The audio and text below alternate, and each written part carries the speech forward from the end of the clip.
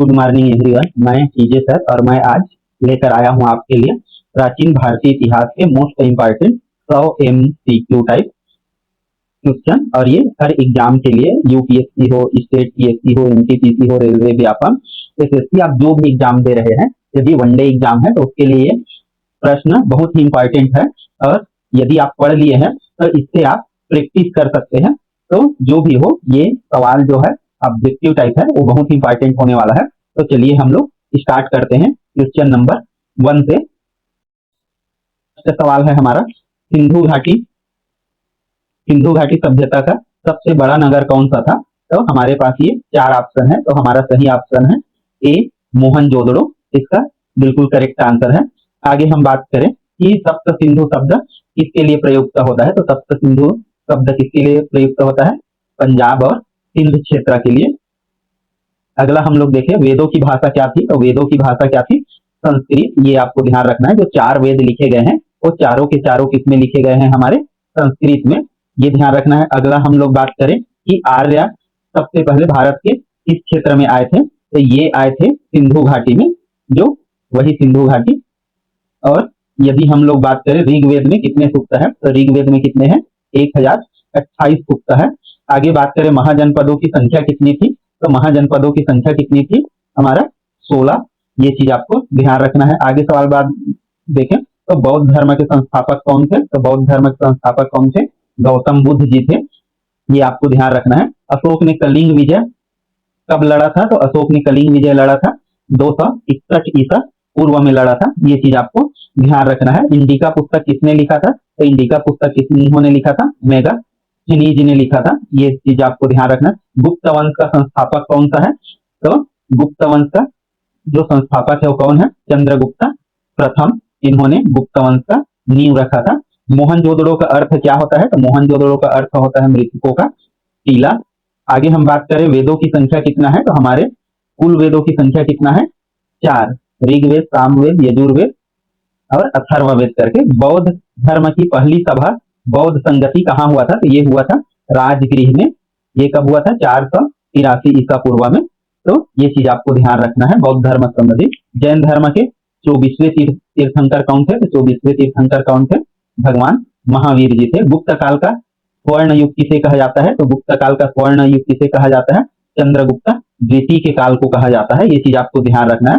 अश्वमेघ यज्ञ किसका प्रतीक है? तो ये किसके लिए किया जाता है? सैन्य शक्ति और साम्राज्य के विस्तार के लिए किया जाता है। ये हमारा सही आंसर है।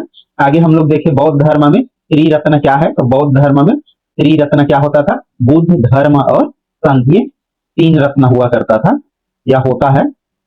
नालंदा विश्वविद्यालय की स्थापना किसने की? तो ये किया कुमार गुप्त ने किया था। ये चीज आपको ध्यान रखना है। अगला हम लोग बात करें हड़प्पा सभ्यता में ग्रेट बाथ कहाँ से मिला है? तो ग्रेट बाथ मतलब बड़ा सा स्नानागार। तो ऐसा यदि आपको भटकाने वाला कोई प्रश्न दे दे कि यहाँ पर अब ग्रेट बाथ लिखा मतलब स्नानागार, उसको क्या बोला जाता है? स्नानागार मतलब जहां पर नहाते हैं। तो ये कहाँ मिला था? मोहनजोदड़ो में।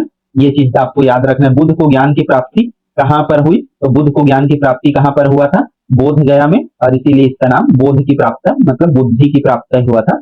और मेगास्थनीज किसका दूत था या किसका दूत था? कहाँ का दूत था? तो ये कहाँ का दूत था? यूनान का दूत था। ये याद रखना है। और आगे हम लोग देखें सांची किसके लिए प्रसिद्ध है? तो सांची किसके लिए प्रसिद्ध है? बौद्ध स्तूप के लिए प्रसिद्ध है। ये हमको ध्यान रखना है। तो इसका सही आंसर कौन सा हो जाएगा? बी। आगे हम लोग देखें मौर्य साम्राज्य की राजधानी कौन सा था? तो मौर्य साम्राज्य की राजधानी कौन सा था? पाटलिपुत्र है। इसका सही आंसर होगा। कौटिल्य किस नाम से प्रसिद्ध है? तो कौटिल्य किसको बोला जाता है? विष्णुगुप्त या चाणक्य। तो इसका सही आंसर क्या हो जाएगा? सी हो जाएगा। उत्तर दोनों बोला जाता था। तक्षक विश्वविद्यालय कहाँ पर स्थित है? तो ये कहाँ पर है? पाकिस्तान में। आज के डेट में ये पाकिस्तान चला गया है। जो उस वाला एरिया था वो पाकिस्तान में है। जैसे यहाँ से ऐसे करके हम जो देखते हैं इधर ऐसे करके, तो ये वाला एरिया जो था पाटलिपुत्र वाला, पाटलिपुत्र पटना से ऐसे ऊपर पाटलिपुत्र, ये सब जो भी था तक्षशिला बोला जाता था इस ओर को, तो वह पाकिस्तान में चला गया है। ये चीज सिंपल था। धम्म महामात्र पद किसने प्रारंभ किया था? तो ये किसने प्रारंभ किया था? सम्राट अशोक ने। ये ध्यान रखना है। मुद्रा राक्षस के लेखक कौन है? तो इसके लेखक कौन है? विशाखा दत्त जी है। ये चीज ध्यान रखना है। कालिदास किसके दरबार के 9 रत्नों में थे? तो कालिदास किसके दरबार में थे? तो चंद्रगुप्त द्वितीय के दरबार में थे, उसके नवरत्नों में शामिल थे। हेनसांग किस काल में भारत आया था? किसके काल में? तो किसके काल में भारत आया था? तो ये हर्षवर्धन के काल में हेनसांग भारत आया था। ये चीज याद रखना। महावीर का जन्म कहाँ हुआ था? तो महावीर का जन्म हुआ था कुंडग्राम में, ये आपको ध्यान रखना है। सप्तपर्णी गुफा कहाँ स्थित है? तो ये गुफा स्थित है राजगृह में, ये आपको ध्यान रखना है। सप्तपर्णी गुफा कहाँ पर है? राजगृह में, ये आपको ध्यान रखना है। बुद्ध का महा जो निर्माण है वो कहाँ हुआ? मतलब उनको मोक्ष की प्राप्ति या बुद्ध के रूप में उनको महानिर्वाण मतलब एक हिसाब से मृत्यु बोला जाता है, तो वो कहाँ पर हुआ था? ये कुशीनगर में हुआ था। ये चीज आपको ध्यान रखना है। अर्थशास्त्र किसने लिखा था? तो अर्थशास्त्र किसने लिखा था? चाणक्य या विष्णुगुप्त, या उसी को क्या नाम से जाना जाता है? कौटिल्य के नाम से जाना जाता है। अजंता की गुफा किसके समय बना था? तो ये किसके समय बना था? गुप्त वंश के समय बना था। ये चीज आपको ध्यान रखना है। त्रिपिटक किस धर्म का धार्मिक ग्रंथ है? तो ये किसका है? बौद्धों का त्रिपिटक, ये चीज आपको ध्यान रखना है। अगला हम लोग देखें, हड़प्पा सभ्यता में अनाज रखने के लिए क्या था? तो क्या था इसके लिए? कोठार, जिसे हम लोग कोठार बाड़ी जो भी बोलते हैं, वो चीज था। अशोक का धर्म परिवर्तन किस युद्ध के बाद हुआ? तो किस युद्ध के बाद हुआ धर्म परिवर्तन? उसका कलिंग युद्ध, और इसमें बहुत सारा नरसंहार हुआ और उसको देखकर वो पसीज गए, और उसके बाद उन्होंने बौद्ध धर्म को अपना लिया था। तो ये चीज आपको ध्यान रखना है। शक संवत की शुरुआत किसने की? तो शक संवत की शुरुआत किसने की? जिसके नाम में ही शक है, कनिष्क का, तो उन्होंने क्या किया था? शक संवत की शुरुआत किया था। तो ये बहुत ही बेहतर प्रश्न है, इसको ध्यान रखेंगे। बाण भट्ट किसके दरबारी कवि थे? ये किसके दरबारी कवि थे? हर्षवर्धन। और आगे बात करें हर्षरस की, हर्षचरित की रचना किसने की? तो उसे ने की बाण भट्ट ने, जो हम लोगों ने ऊपर देखा, क्योंकि उसके दरबार में ही थे। तो आगे हम लोग बात करें तो दीपवंश किस भाषा में लिखा गया है? तो ये लिखा गया है पाली में, तो ये चीज आपको ध्यान रखना है। अगला हम बात करें सुदर्शन झील किसने बनवाया था? तो किसने बनवाया था? चंद्रगुप्त मौर्य ने बनवाया था। तो ये बात आपको ध्यान रखना है। रत्नत्रय किस धर्म से संबंधित है? तो ये जैन धर्म से संबंधित है, ये याद रखना है आपको। महाजनपद शब्द सबसे पहले किस ग्रंथ में आता है? तो ये आता है आपका अगंतुर निकाय में, मतलब आंसर हो जाएगा हमारा बी। अगला सवाल देखिए, खजुराहे के मंदिर किस वंश ने बनवाए थे? तो ये बनवाए थे चंदेलों ने, तो चंदेल वंश के शासकों ने इसका निर्माण कराया था। अगला हम लोग देखें, नालंदा विश्वविद्यालय को किसने जला दिया था? ये किसने जला दिया था? बख्तियार खिलजी ने, मतलब इसको तोड़ा था, आग लगा दिया था उसमें। गुप्त वंश में सर्वाधिक प्रसिद्ध धातु कौन सी थी? तो ये कौन सी थी? सोना। इन्होंने सोने के सिक्के भी चलाए थे, तो ये चीज आपको ध्यान रखना है। अगला हम देखें, महावीर का निधन कहाँ पर हुआ? तो कहाँ पर हुआ था? ये पावापुरी में, ये चीज आपको ध्यान रखना है। महानिर्वाण या निर्माण की प्राप्ति उसको हुआ था। ये 50 सवाल हुए, और ये जो 100 ऑब्जेक्टिव टाइप है आपके वनडे एग्जाम के लिए बहुत ही इंपॉर्टेंट सवाल है। ये प्राचीन भारतीय प्राचीन इतिहास से संबंधित 100 सवाल है। अगला जो हमारा कल का टॉपिक होगा वो होगा मीडियल हिस्ट्री से संबंधित होगा, मतलब मध्यकालीन भारत के इतिहास से संबंधित 100 प्रश्न होगा, और उसके बाद आधुनिक भारत के इतिहास से संबंधित 100 प्रश्न होगा। और एक अलग से मैं लेकर आऊंगा भारतीय राष्ट्रीय आंदोलन से संबंधित 100 प्रश्न। तो आप बिल्कुल तैयार रहे। यदि आप कोई भी वनडे एग्जाम का तैयारी कर रहे हैं तो आपका जो है बहुत ही अच्छा सा इससे तैयारी हो जाएगा। और यदि आप पीएससी यूपीएससी की तैयारी कर रहे हैं तो वीडियो को का स्पीड फास्ट करके आप प्रैक्टिस कर सकते हैं। कोई भी जगह कहीं आए गए हैं तो मोबाइल से हेडफोन लगाइए और बिल्कुल फोन की प्रैक्टिस कर सकते हैं। और यदि आपको ये वीडियो पसंद आ रहा हो तो वीडियो को लाइक कर दीजिए, और चैनल को आगे और भी देखने के लिए सब्सक्राइब कर लीजिए। तो चलिए हम लोग 51वां प्रश्न शुरू करते हैं। तो पाटलिपुत्र का प्राचीन नाम क्या था? इसका प्राचीन नाम क्या था? पाटली ग्राम था। ये चीज आपको ध्यान रखना है। फिर उसी से क्या बनाइए? पाटलिपुत्र, और वर्तमान में इसका नाम क्या हो गया? पटना। तो ये चीज आपको ध्यान रखना है। कुषाण वंश का सबसे प्रसिद्ध शासक कौन था? तो ये कौन था? कनिष्क। इन्होंने ही शक संवत की शुरुआत की थी। अश्वघोष किस धर्म से संबंधित थे? ये किस धर्म से संबंधित थे? बौद्ध धर्म से संबंधित थे। ये चीज आपको ध्यान रखना है। गंधार कला किसके संरक्षण में विकसित हुआ? ये किसके संरक्षण में विकसित हुआ? कुषाणों के संरक्षण में ये विकसित हुआ था। मगध की पहली राजधानी कहाँ पर था? तो मगध की पहली राजधानी गिरी ब्रज में हुआ करता था। उसके बाद वहां से राजगिरी, और राजगिरी से फिर पाटलिपुत्र हुआ। हड़प्पा सभ्यता में मोहरे किस धातु से बनाई जाती थी? तो उस समय क्या होता था? टाइट होता था, तो उससे बनाई जाती थी। 10 कुमार रचित के लेखक कौन है? तो इसमें से कौन है उसके लेखक? दंडी है उसके लेखक। ये चीज आपको ध्यान रखना है। यदि कोई भी जैसे राजा है तो उसका जो कवि होगा उसके दरबार में वही उसके काव्य के रचयिता होंगे, तो दंडी है इस काव्य के रचयिता। चौथ और सर्वेश मुखी कर किसने प्रारंभ किया था? ये किसने प्रारंभ किया था? शिवाजी ने प्रारंभ किया था। ये चीज आपको ध्यान रखना। बुद्ध का पहला उपदेश किसे कहा जाता है? तो इसको कहा जाता है धर्म चक्र परिवर्तन कहा जाता है, कि वहीं से उपदेश देना शुरू किया। मेहरगढ़ किस देश में स्थित है? भारत, पाकिस्तान, नेपाल या अफगानिस्तान। तो ये कहाँ पर स्थित है? पाकिस्तान में स्थित है। ये चीज आपको ध्यान रखना है। पुष्यमित्र सुंग किसके बाद शासक बना था? ये किसके बाद शासन बना था? बृहदत्त मौर्य के बाद ये शासक बना था। आगे हम लोग देखें सप्त सिंधु का उल्लेख किस वेद में प्राप्त होता है? तो ये होता है ऋग्वेद में। इसका सप्त सिंधु का उल्लेख हमको मिलता है। नालंदा विश्वविद्यालय के विनाश के समय बिहार का शासक कौन था? जब उन्होंने आग लगाया था इसको, तो वहां किसका शासन था उस समय?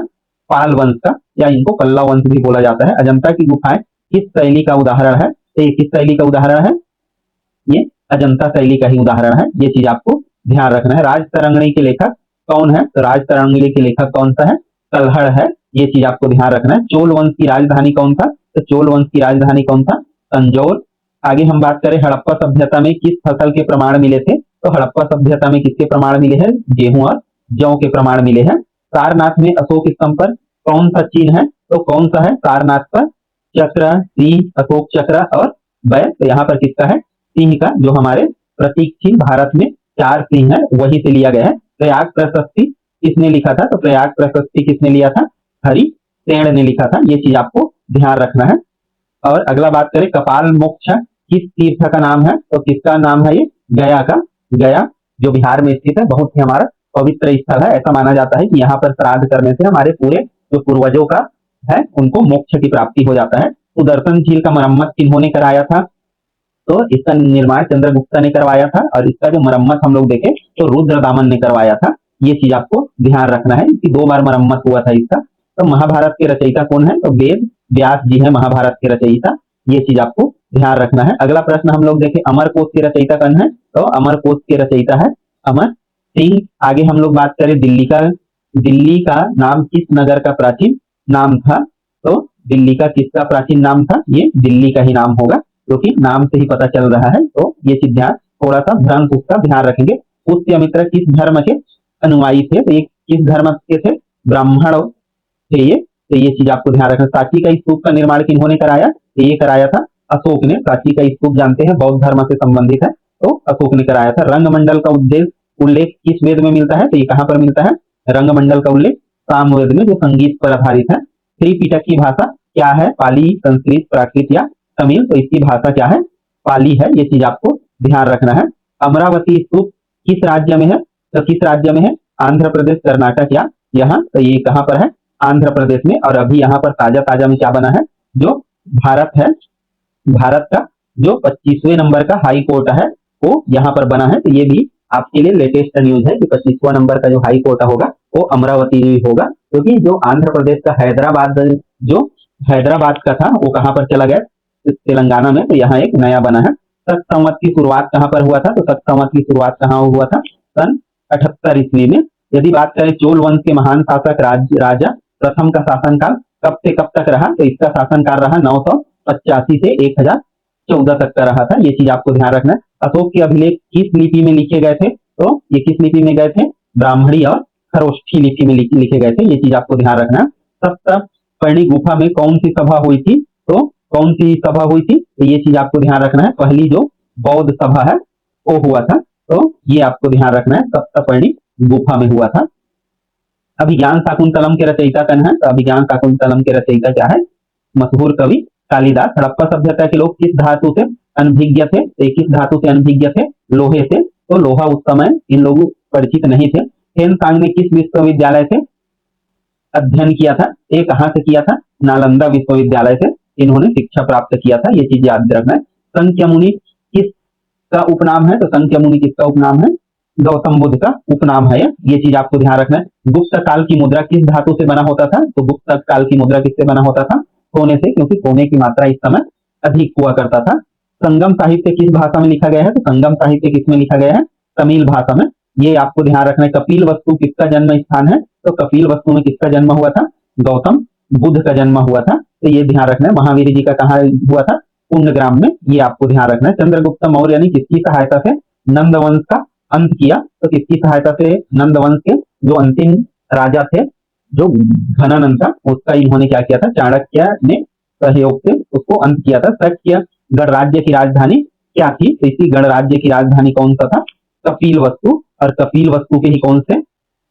गौतम बुद्ध। तो आपको ध्यान रखना है कि जो गौतम बुद्ध है वो कहाँ के थे? शक्य गणराज्य के थे। तो ये चीज भी प्रश्न में पूछ सकता है। दशा अवतार मंदिर कहाँ पर स्थित है? तो ये कहाँ पर है? देवगढ़ में है। ये चीज आपको ध्यान रखना है। दशा अवतार मंदिर देवगढ़ में स्थित। गुप्त काल में सिल्क रोड का मुख्य उद्देश्य क्या था? तो इसका मुख्य उद्देश्य था व्यापार से संबंधित था। व्यापार के लिए इसकी जरूरत है। तक्षशिला विश्वविद्यालय किस विषय के लिए प्रसिद्ध है? तो किस लिए प्रसिद्ध है? ये राजनीति और युद्ध कला यहाँ सिखाया जाता है खासकर। और बोध गया में बोधि वृक्ष किस प्रकार का है? तो वो बोधि वृक्ष जो है इनमें से कौन सा है? पीपल है, बरगद है, नीम है या अशोक है? तो ये कौन सा होगा? पीपल का पेड़ है। तो ये चीज आपको ध्यान रखना है। बोधि गया। गुप्त वंश की स्थापना किसने की? तो किसने की थी? चंद्रगुप्त प्रथम ने किया था। और हम बात करें रथ यात्रा उत्सव की शुरुआत किस राज्य से हुआ? तो रथ यात्रा की उत्सव की शुरुआत कहाँ से होता है? उड़ीसा में होता है, भगवान प्रभु जगन्नाथ जी का। सप्त सिंधु प्रदेश आज किस नाम से जाना जाता है? तो किस नाम से जाना जाता है? पंजाब के नाम से जाना जाता है। ये चीज आपको ध्यान रखना है। अगला और अंतिम प्रश्न हम लोग देखें तो सिंधु घाटी सभ्यता का मुख्य जो व्यवसाय है वो क्या हुआ करता था? तो इस समय का मुख्य व्यवसाय क्या हुआ करता था? कृषि ही इनका मुख्य व्यवसाय हुआ करता था। तो इस प्रकार से ये जो 100 सवाल हम लोगों ने देखे, आशा है आपको पसंद आया होगा। बहुत ही इंपॉर्टेंट सवाल है। यदि वनडे एग्जाम है तो ये आपके पेपर में आपको जरूर इसमें से कुछ सवाल देखने को मिलेगा। तो यदि ये वीडियो आपको पसंद आया हो तो हमारे चैनल को सब्सक्राइब कीजिए और वीडियो को लाइक कीजिए। और फिर मिलते हैं हम लोग नेक्स्ट वीडियो के साथ आधुनिक मध्य भारत का इतिहास 100 क्वेश्चन के साथ। तब तक के लिए धन्यवाद।